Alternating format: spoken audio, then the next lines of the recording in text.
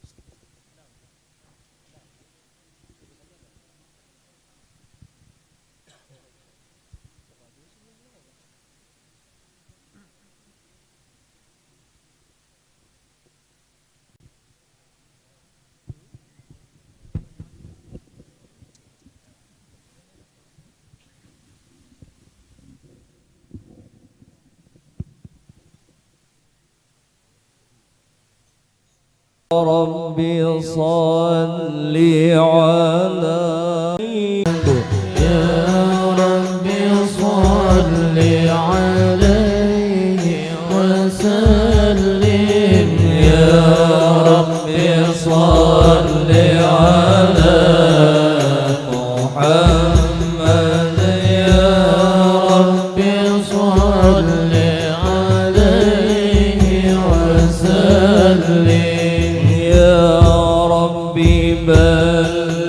بلغه الوسيلة يا رب خصه بالفضيلة يا رب وارض عن الصحابة يا رب وارض عن السلالة يا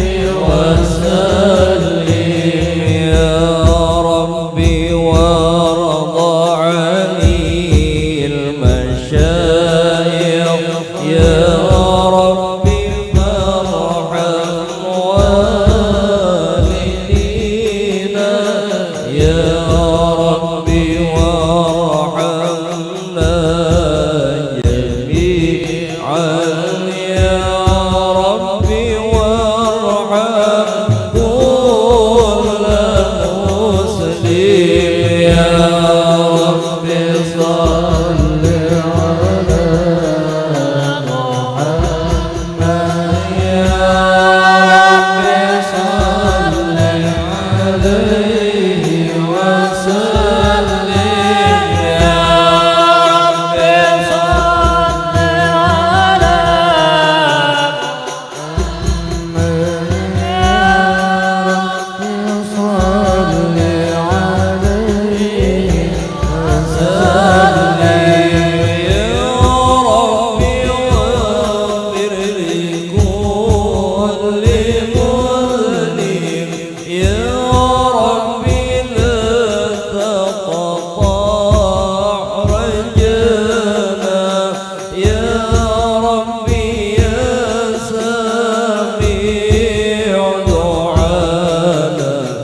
يا ربي بلغنا نزور يا ربي صل على محمد يا ربي صل عليه وسلم يا ربي صل على محمد يا ربي صل عليه وسلم يا ربي توشنا بنوري يا ربي حفظانك وأمانك يا ربي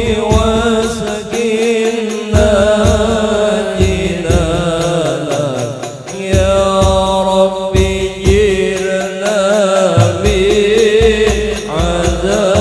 بعذابك يا ربي صل على محمد يا ربي صل عليه وسلم يا ربي صل على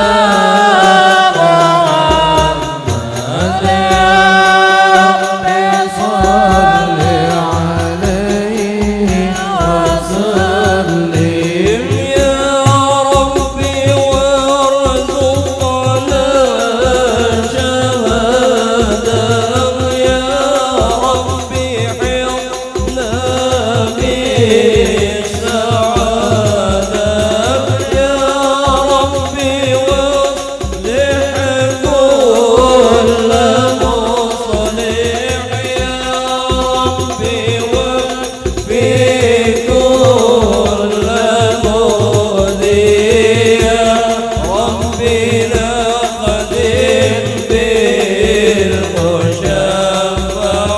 يا ربي صل عليه وسلم يا ربي صل على محمد يا ربي صل عليه وسلم يا ربي صل على محمد يا ربي صل عليه وسلم يا ربي صل على محمد يا ربي صل عليه وسلم اللهم صل وسلم وبارك عليه وعلى آله. أعوذ بالله من الشيطان الرجيم. لقد جاءكم رسول من أنفسكم عزيز عليه ما عنتم حريص عليكم بالمؤمنين رؤوف رحيم. فإن تولوا فقل حسبي الله لا إله إلا هو عليه توكلت وهو رب العرش العظيم. إن الله وملائكته يصلون على النبي يا أيها الذين آمنوا صلوا عليه وسلموا تسليما. اللهم صل وسلم وبارك عليه وعلى آله. يا رسول الله سلام عليك يا رفيع الشان والدرج يا رسول الله سلام عليك يا رفيع الشان والدرج يا رسول الله سلام عليك يا رفيع الشأن والدرجة يا رسول الله سلام عليك يا رفيع الشأن والدرجة عطفت يدي رات العالمين يا مهيل الجود والكرم نحن جيران في الحرم حرم الإحسان والحسن يا رسول الله سلام عليك يا رفيع الشأن والدرجة يا رسول الله سلام عليك يا رفيع الشأن والدرجة نحن من قوم به سكنوا وبه من خوفهم آمنوا وبآيات القرآن عنوا والدائر فينا أخا الوهاني يا رسول الله سلام عليك يا رفيع الشأن والدرجة يا رسول الله سلام عليك يا رفيع الشأن والدرجة نعرف البطحاء وتعرفنا والصفا والبيت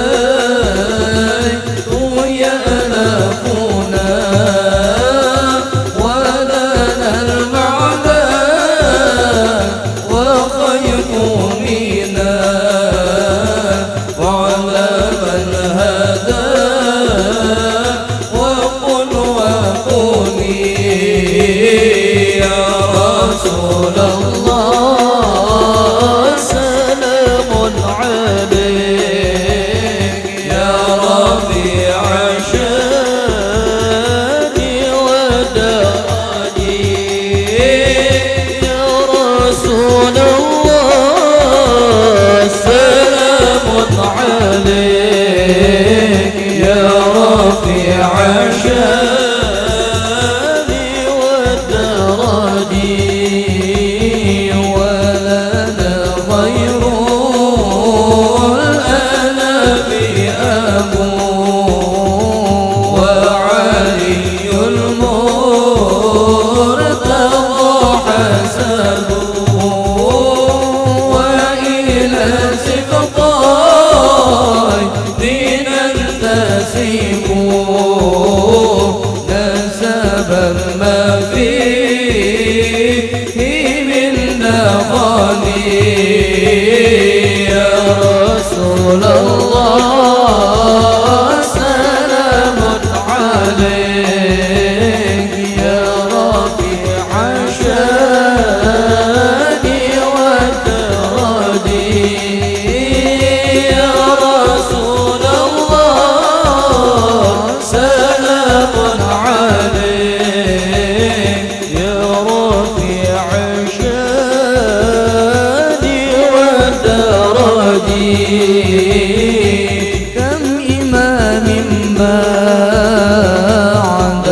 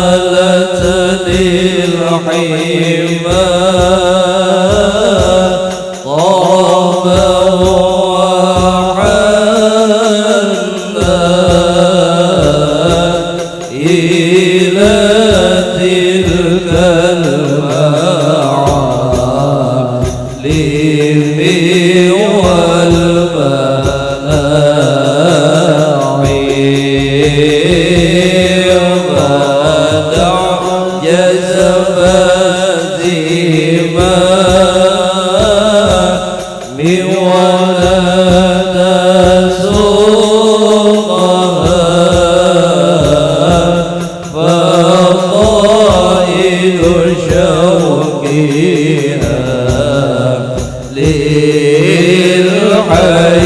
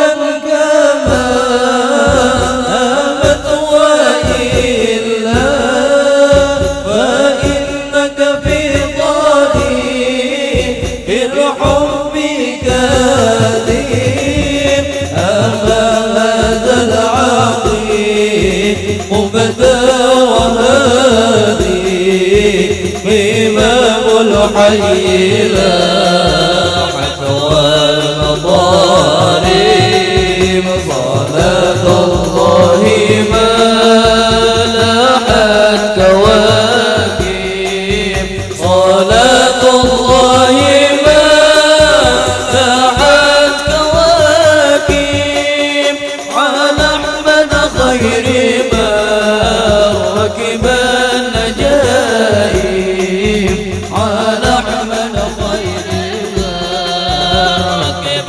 النجائب وتلك القربة الحضرى وفيها نبي نوره يجلو الغياهب وقد صاح الرضا ودنا تلافي وقد جاء الهنا من كل جانب صلاة الله ما لاحت كواكب صلاة الله ما لاحت كواكب على أحمد خير ما ركب النجائب على أحمد خير ما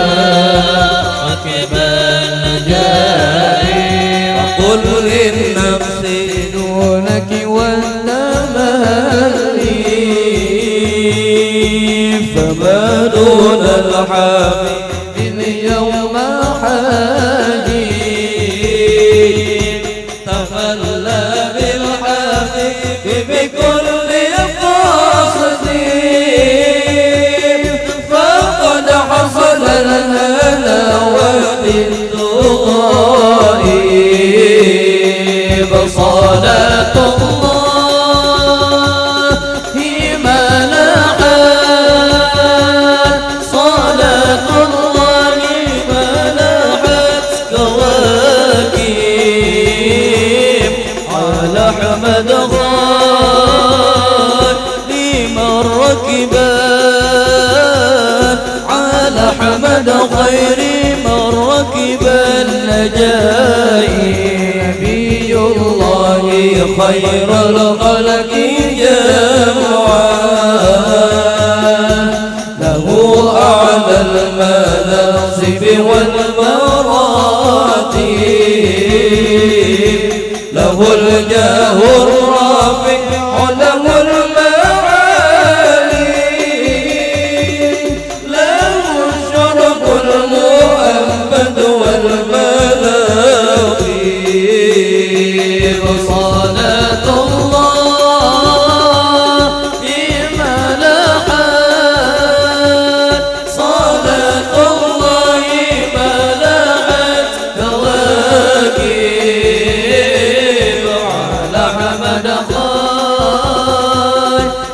من ركبان على أحمد خير من ركب النجائب ولو أننا سعينا كل يوم على الأحداث لا فوق اللجائب ولو أننا عملنا كل حين لأحمد مولدا قد كان واجب صلاة الله ما لاحت كواكب صلاة الله ما لاحت كواكب على أحمد خير ما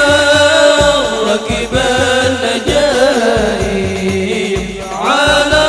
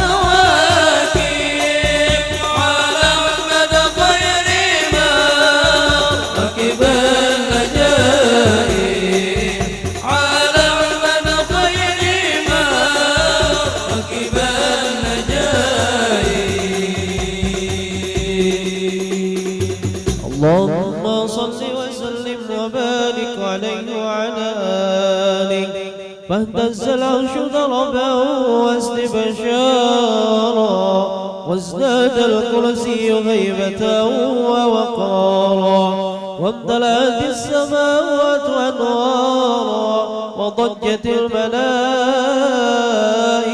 تهليلا وتمجيدا واستغفارا سبحان الله والحمد لله ولا إله إلا الله والله أكبر سبحان الله والحمد لله ولا إله إلا الله والله أكبر سبحان الله والحمد لله ولا إله إلا الله والله أكبر ولم تزل أمه ترى أنواعا من فخره وفضله إلى نهاية تمام حمله فلما اشتد بحظ الخلق بإذن رب الخلق وضعت الحبيب صلى الله عليه وسلم ساجدا شاكرا حامدا كأنه البدر في تمامه صلى الله على محمد صلى الله عليه وسلم صلى الله على محمد يا ربي صل وسلم طلع البدر علينا من ثنيات الوداع وجب الشكر علينا ما دعا لله طلع البدر علينا من ثنيات الوداع وجب الشكر علينا ما دعا لله أيها المبعوث فينا جئت بالأمن المطاع كن شفيعا يا حبيبي يوم حشر واجتماع طلع البدر علينا من ثنيات الوداع وجب الشكر علينا ما دعا لله ربنا صل على من حل في خير البقاع وسبيل الستر علينا يا مجيبا كل داع يا مجيبا كل طلع البدر علينا من ثنيات الوداع وجب الشكر علينا ما دعا لله أنت في كل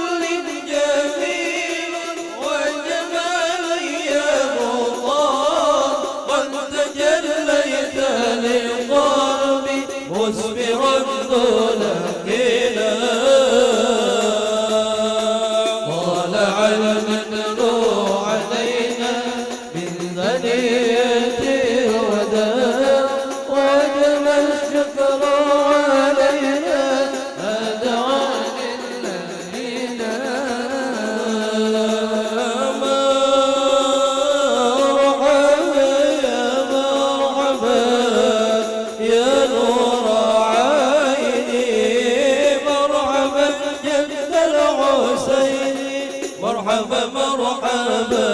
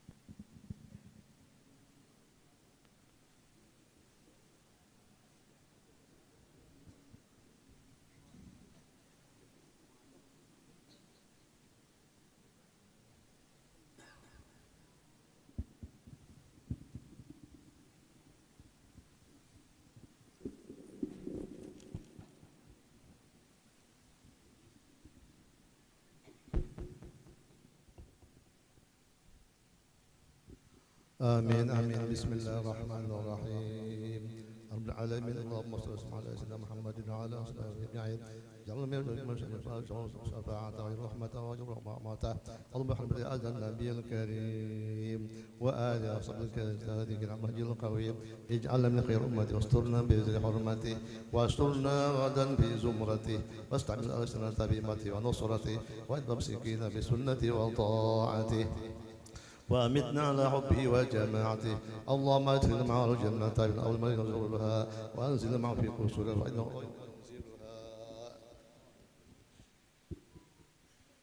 وارحمنا يوم يشرف الخلائق وترحمها. اللهم اغفر يا رب بكل سنة ولا تجعلنا من الغافلين عنك من نحن قد راسنا. اللهم اتر بهذا المسلم هذا القسم وتدبر ذنوبه وسرت بغير المغفرة عيوبه. اللهم من كان معنا السنة الماضية إخوان مع القضاء عن وصول مثلها فلا تمن من ثواب هذه الساعة وأفضلها. اللهم ارحمنا إذا سرنا من أصحاب القبور. اللهم ارحمنا إذا سرنا من أصحاب القبور. اللهم ارحمنا إذا سرنا من أصحاب القبور. وعلى صالحين القاسم على مدى الدهور. اللهم اجعلنا لك ذاكرين ولمن شاكرين واليوم لقائك ذاكرين وبالله مشهورين وإذا توفينا بعد ما محزولين واختم لنا منك بخير أجمعين. اللهم اكفنا شر الظالمين اللهم اكفنا شر الظالمين اللهم اكفنا شر الظالمين واجعل من فتح الدنيا سالمين اللهم اجعل رسولك كريما لنا شفيعا واذكر به يوم القيامه مقاما رفيعا اللهم اسقنا من حد بك محمد صلى الله عليه وسلم شاربا وتقبل العباده يا ذا الجلال والاكرام واشفنا تعطي الغداء اللهم اغفر لنا به ولابائنا وامهاتنا ولمشايخ معلمينا ولا زله علينا ومن اجل هذا الخير في هذه الساعه ولجميع المؤمنين والمسلمين والمسلمات الأحياء منهم والأموات إنك مجيب تعلم الحاجات والقضاء يا أرحم الراحمين صلى الله ربنا على نور المبين أحمد المصطفى سيدي المرسلين وعلى آله وصحبه أجمعين صلى الله ربنا على نور المبين أحمد المصطفى سيدي المرسلين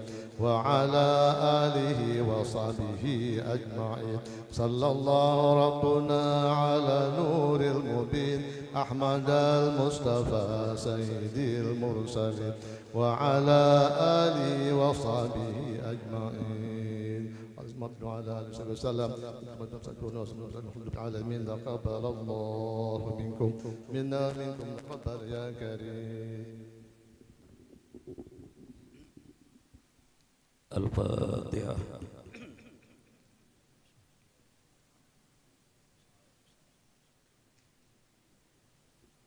بسم الله الرحمن الرحيم قل هو الله أحد الله الصمد لم يلد ولم يولد ولم يكن له كفوا أحد بسم الله الرحمن الرحيم قل هو الله أحد الله الصمد لم يلد ولم يولد ولم يكن له كفوا أحد بسم الله الرحمن الرحيم قل هو الله أحد الله الصمد لم يلد ولم يولد ولم يكن له كفوا أحد بسم الله الرحمن الرحيم قل هو الله أحد الله الصمد لم يلد ولم يولد ولم يكن له كفوا أحد بسم الله الرحمن الرحيم قل هو الله أحد الله الصمد لم يلد ولم يولد ولم يكن له كفوا أحد بسم الله الرحمن الرحيم قل هو الله أحد الله الصمد لم يلد ولم يولد ولم يكن له كفوا أحد بسم الله الرحمن الرحيم قل هو الله أحد الله الصمد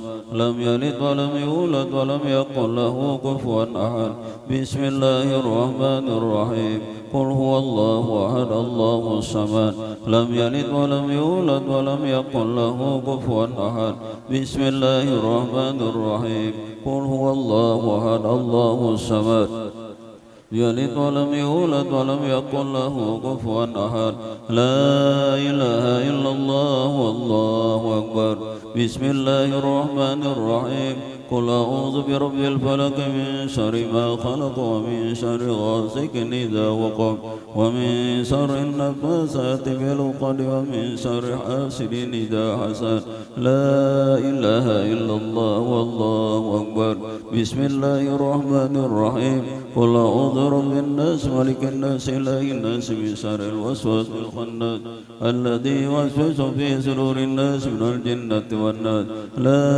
إله إلا الله والله أكبر اللهم صل على سيدنا محمد النبي وعلى